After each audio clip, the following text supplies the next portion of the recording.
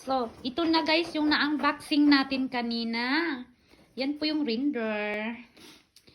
Yan po. So, ito yung hawak-hawak ng asawa ko ay ano yan. Sa labas namin yan i-decoration.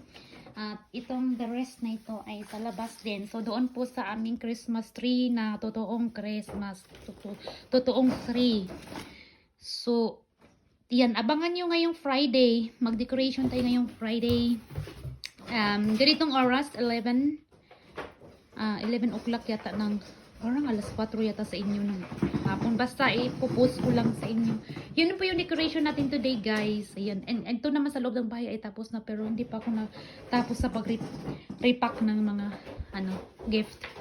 Yun na po guys, and see you next next unboxing natin. Tapos na rin ako ng unboxing ko nina. Yan po yung mga Yan. So. Die kriegst du am Baum so. Aber hier Ja. müssen wir Draht besorgen. So, müssen wir im Baumarkt. Ach so. Ist Weil nichts da dabei? sind keine Hänger dabei. Okay. Alles klar. Gut. Okay, bye guys.